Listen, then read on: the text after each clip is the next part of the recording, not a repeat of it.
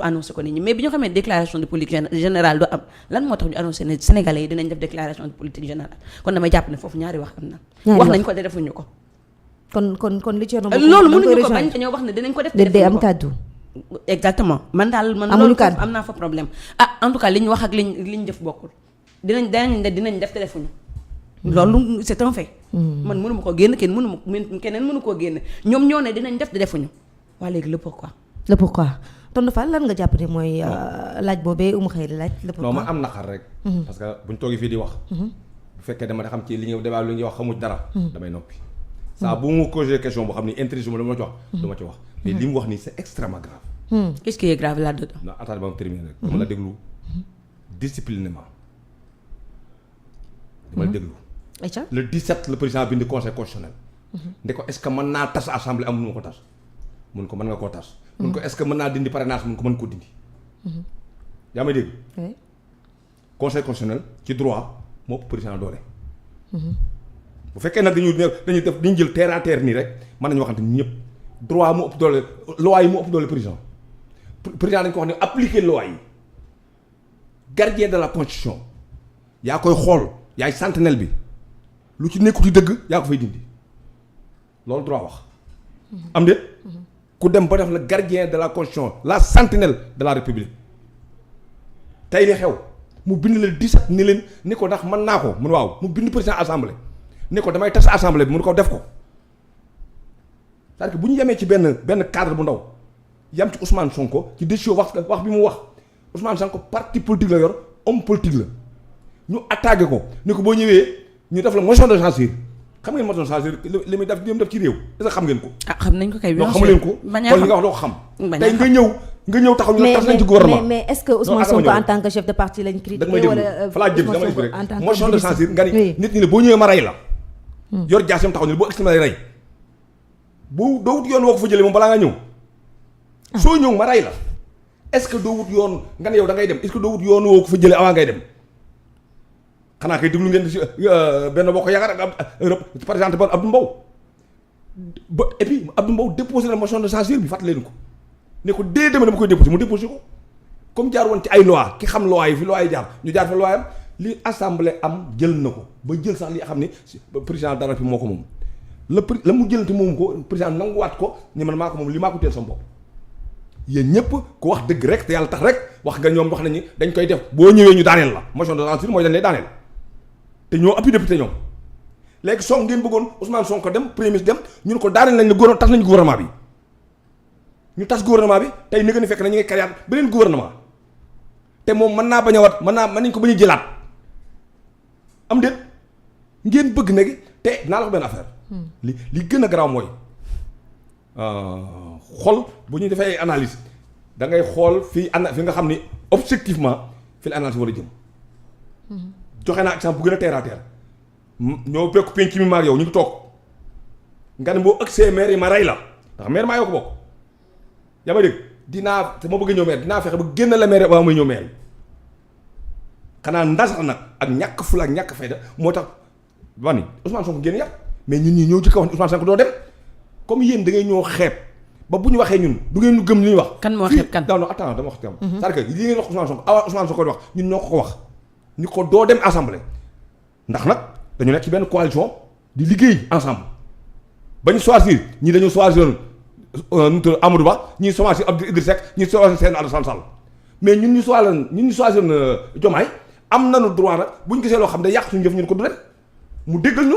waa léegi comme ñun ñi nga xam ne aussi ñoo nekk ci parti bi dañu amee droit parce que kenn ku ci nekk da ngay défendre li la arrangé non parce que yow Ousmane Sonko suñu premier ministre la loolu aussi c'est dañ ko ci même bu fekkee ne man en personne aw ma parti politique mais bu fekkee ne suñu premier ministre à chaque fois le président bu waree wax moom mooy jiitu ci wax jooju man foofu laay waxee loolu wax premier président la parce que loolu tax ma xamoo lu rôle premier ministre xaw ma luy rôle premier bien sûr xam naa le rôle premier mais xaaral yow da nga ne Ousmane Sonko dafa am parti politique loolu xam naa ko léegi Ousmane Sonko en tant que premier ministre moo doon wax wala Ousmane Sonko mi yow parti politique moo doon premier ministre waaw da ngaa xamul rôle premier ministre moo tax nga waxee nga waxee waaw d'accord le premier ministre loolu si xalaat la le premier ministre coordonne les actions du gouvernement d'accord le premier ministre coordonne les actions du gouvernement je sais ah c'est lui le chef du gouvernement kii la yow waaw ba tax li président war a def moom premier ministre yi toog wax bokkuñu li ñuy liggéey bu baax kii doon lor l'autre li exécute bi ci def mooy moom sax tey du ma ko mën a waxee ni ma ko bëgg a waxee parce que c'est extrêmement grave si son mari était chef de section ci dans la section son adjoint gis ni y a problème bu chef de section dem ñu koy rey son adjoint ne kon duñu dem loolu la koy wax am déet wala bala ñoo dem ñu rey ñu fa nekk doog a dugg c'est-à-dire li ñuy wax nii teguñu ko ci droit teguñu ko ci xel dañuy wax li ñu bëgg a wax. Monsieur Fall. non s'il vous plaît. La déclaration de politique générale. du man maa ne c'est une obligation pour premier ministre def ko. dama ni.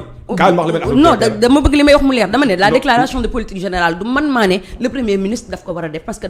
kan ma war ko te ku la wax mun koo def war koo def. du xam ne premier ministre dafa war a def. déclaration de politique ban temps la ko war a def. waaw mooy li ma leer dama ne la bi ñu xamee ne duñ def déclaration de politique générale waruñu woon a. kan moo wax duñ ko def kan moo wax duñ ko def. kan man duñ ko def defuñu ko n'est-ce pas. mais duñ ko def ak defaguñ ko bokkul. léegi d'accord léegi yow ci cursus avant ngay toog pour les 3 mois ak après les 3 mois. dama ni baal ma jox lay gën a terre à terre. waaw Abdou Mbaye toog na 1 an Abdou Mbaye. est-ce que dañoo war a def les mêmes actes que ñoom. dama non attendez. non ok xam nga quand même y a problème ah. vas-y. non y a bal ma y a problème. problème amu ci de. man xam nga intéressé wu ma ci débat bi xam nga lu ma intéressé. ñi may déglu parce que du ma wax mukk loo xam ne du ma ko teg ci droit du ma la topp mukk wax lu mu teg ci droit. ah man tamit du ma la wax lu nga xam ne dama ci droit man nga ma en tout cas la déclaration de politique générale du man maa ko xaatim xam naa ne bi bind nga ko déggee déclaration politique non parce que kenn ku ci nekk da ngay défendre say intérêt. xam naa ne yaa ngi koy doog a dégg. waaw ci bii. bu ñu waxante dëgg rek. yaa ngi koy doog a dégg. maa ngi doog a dégg kan déclaration politique générale. déclaration de politique yàgg naa koo dégg c'est sauf que xaaral rek ma ñëw. non ni ngay waxee nii. yàgg naa koo dégg. mais xam nga lan la parce qu'on a appelé à faire une rupture. Voilà. rupture boobu ñoom Ousmane Sonko ñooñu ko jàngal ba ubbi gëtu sénégalais yi ñu jéem a xool gëstu li nekk ci constitution ak li nekk ci règlement intérieur man ci ñooñu laa bokk. mais dafa génn ci droit ba tey mënu ma ko bañ parce que dañ ko koy sant aussi parce que li fi nekkoon jàppoon nañ ne baaxuñu ba ñu woote changement. te man ci ñi bokk ci ñi bëgg changement boobu ci laa bokk. kenn musu attaqué déclaration politique Sénégal fii Sénégal. kenn musu attaqué. kenn musu ko attaqué parce que ay règles de l'art la doon jaar ba nii ci règle de l'art la jaar. ok c'est-à-dire que dama ni 1960 mën nga ni ni def déclaration politique générale kenn musu ko contesté yaa may dégg. waaw kenn musu ko contesté ba tey jii ñi koy contesté mooy xam ne ñi xamul ni ñu koy defee dama ni. Abdou Mbaye 1 an la toog xam nga ki ñaar toog. moom nee na la loolu waruñu ko appliqué waat Moussa xam nga ñaar toog la toog. 8 mois Macky Sall mii 7 mois la toog Idrissa Seck def na 7 mois moo tam. ñii def nañ 6 mois. non dama ne amul ku ci def moyen que Ousmane Sonko te Ousmane Sonko bu ñu def élection bu ñu def déclaration politique bu koy def moom day tolloo la Idrissa Seck wala mu tolloo la Macky Sall mii est-ce que vous avez bien compris c'est-à-dire que gis nga la ñu nangu woon. Abdoulaye Wade bi mu ñëwee Macky Sall kii ma jox la loo xam ne fàtte xam naa mënoo koo xam Abdou Diouf bi mu ñëwee bi ñuy daan ñoom ñoo amoon majorité da wax Tanor Dieng yàlla ko yàlla may àjjana ne ko jàppaleel Abdoulaye Wade ci assemblée bi loi yi mu indi wate leen ko Abdoulaye Wade boo fàttali ko. ndax fi ñu toll nii war nañoo toog di xaar naan Abdoulaye Wade gouvernement am Macky Sall gouvernement am wala keneen gouvernement parce que da ngeen xamul état ni muy doxee. xam nga rupture la ñu woote 1960 mën na nga ni loi yi fi nekkan moo fi nekk ba tey. ah bien sûr ñoo fi nekk. non loolu ngeen war a gëm.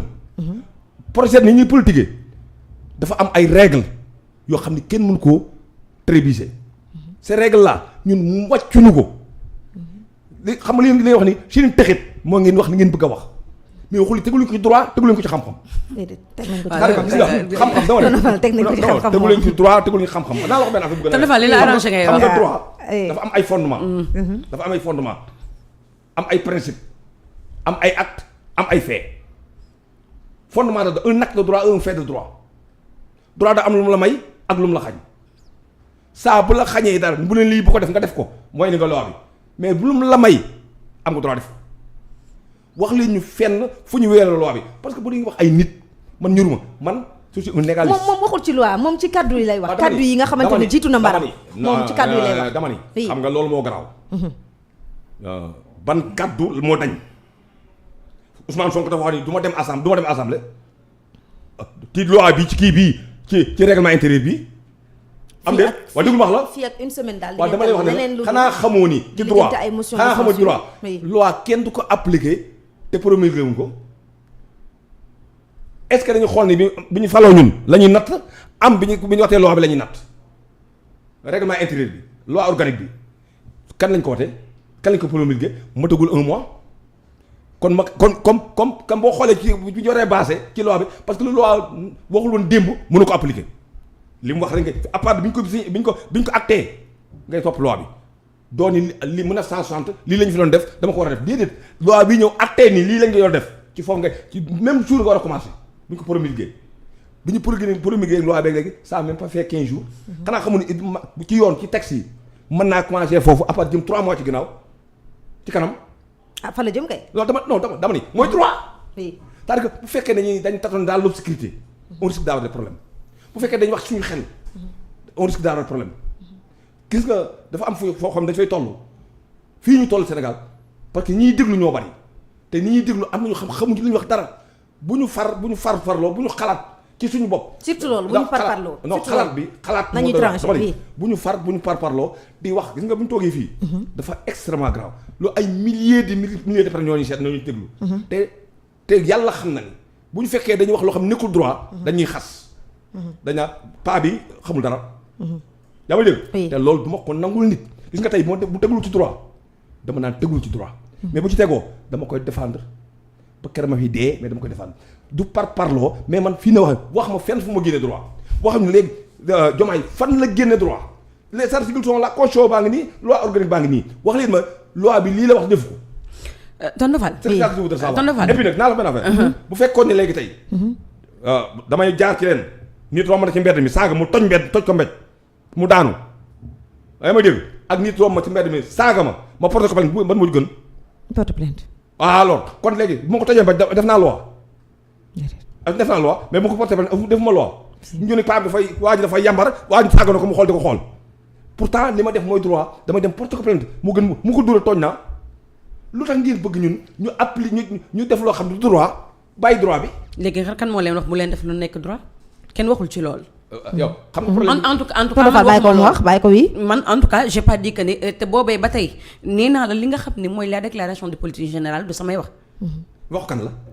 waxu constitution bi la loi moo ne mais dañ ko tëb dañ ko waxaara rek ma ñëw xam nga man tonton Fall du ma défendre qui que ce soit man li ma ñor te ñu jàpp ne moo la ñor keneen ak keneen moo nekk la république l'intérêt de la population man foofu laay waxee aw ma parti politique jéemuma ci yoon laa koy teg parce que la déclaration de politique générale man boobu ba tey wàccu ma ci logique boobu déedéet xaaral rek man la déclaration de politique générale ba tey may ma rek ma ñëw la déclaration de politique générale man ba tey néewuma xaw ma comment dire est-ce que duñ ko def loi def ko ak duñ ko def ak dinañ ko def dama ne ba ñu xamee ne la déclaration de politique générale du am mënoon nañu wax ne la déclaration de politique générale du am ndax dissolution assemblée nationale man dama ko doon xaar keneen ak keneen da ko doon xaar ñi ñuy seetaan dañ doon xaar à ce que ñu tas assemblée parce que ça loolu la sénégalais yi doon demandé kon donc xam nga ne awma ci benn intérêt di wax loo xam ne tey dama koy wax pour jéem a wax li nga xam ne dafa may wax lu ma neex wala wax lu arrangé keneen loin de là mais li ma wax dafa leer dama ne la bu fekkee ne tey jii la déclaration. il faut qu'on maîtrise les lois.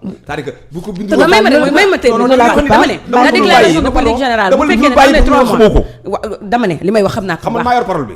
léegi dama la posé question mais ba tey tontu woo ma. dama ne la waaw xam man maa yor parole bi. waaw gis nga 4 actes yooyu mu def ci biir décret bi. bu ci génne woon déclaration politique générale acte bi du baax. waaw d'accord ba tey néew ma dañ ko ci génne dama ne la. non dama ni. ba tey néew ma la dañ ko ciy génne. dañ ko ci bind convocation bi def si demuñu dama ni convocation bi def si demuñu moo la indi problème mais gis nga bu ko ci bindul woon droit dafa am ay hiérarchie de normes li ñuy wax hiérarchie de normes. kon DPG bi excuse la woon. ah DPG bi kon excuse la woon wala lan la woon. excuse mooy lan ci règlement lañ ko tegoon. waaw d'accord léegi sànq dama lay laaj ba tey tonton Fall dama lay laaj ba tey dama ne la déclaration de politique générale bu fekkee ne premier ministre bi daf ko war a def 3 mois après nga 3 mois avant wala 3 mois bi ñu toogee lañ ko war a def léegi nii nga xam ne def nañ tas nañ assemblée nationale est-ce que dina def déclaration de politique générale wala bu koy def yéen lan lañ ko mën a tuddee dina nekk leneen waaye du tudd déclaration le 17 novembre daañu def élection dama ni dina toog ci ay député jàkkaarloo ay député def ko d'accord dama bëgg mu leer. mais loolu après législatif lay doon. sama fu bu fekkee ne dama ni mais war a wax loolu. dama ni non dama am lu ma lay leeral. waaw am na question boo ko posé. day extrêmement grave. parce que y a rien de grave une question reste une question.